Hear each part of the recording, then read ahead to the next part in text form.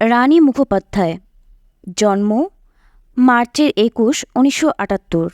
তিনি একজন ভারতীয় চলচ্চিত্রে অভিনেত্রী। বলিউডে কর্মজীবনের মাধ্যমে তিনি ভারতের সবচেয়ে উচ্চ স্তরের ব্যক্তিত্বে পরিণত হয়েছেন। তিনি ৭টি ফিল্মফেয়ার পুরস্কার সহ বিভিন্ন পুরস্কার লাভও করেছেন।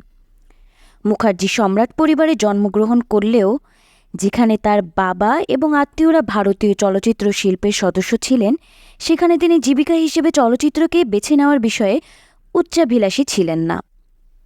যদিও ছেলেবেলায় তিনি বাবার পরিচালিত বাংলা ভাষার চলচ্চিত্র বিয়ের ফুল চলচ্চিত্রে সহচরিত্রে অভিনয়ের মধ্য দিয়ে এবং পরবর্তীতে তার মায়ের স্বনির্বন্ধ অনুরোধে রাজা কি আয়েগি বারাত সামাজিক নাট্য চলচ্চিত্রে মুখ্য ভূমিকায় অভিনয় করেন।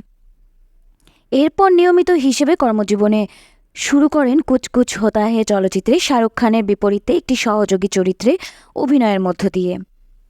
তার কর্মজীবনের এই প্রাথমিক সাফল্যের পর পরবর্তী ৩ বছরের জন্য তার চলচ্চিত্র বক্স অফিসে দুর্বল অবস্থানে ছিল।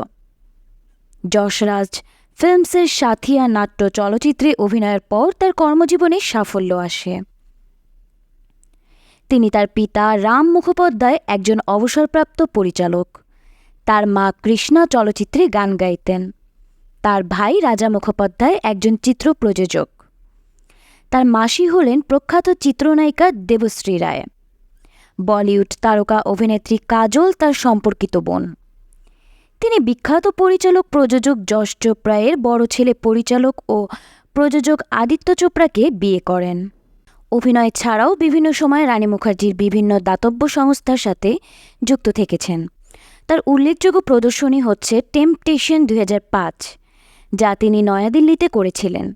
প্রতিবন্ধীদের জন্য অর্থ জোগানের উদ্দেশ্যেই এই শো করা হয়।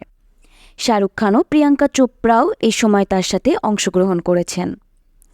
বধির ও অন্ধদের সমন্বয়ে গড়া হেলেন কেলার ইনস্টিটিউটের ছাত্রছাত্রীর সঙ্গে তিনি ২০০৬ সালে তার জন্মদিন পালন করেন। ব্ল্যাক ছবিতে অভিনয়ের সময় তিনি এই ইনস্টিটিউটের সদস্যদের সাথে বন্ধুত্ব স্থাপন করেন। তিনি তাদের ধন্যবাদ জানিয়ে বলেছিলেন, তাদের ঐকান্তিক সাহায্য ছাড়া ব্ল্যাক ছবিতে তিনি অভিনয় করতে পারতেন না।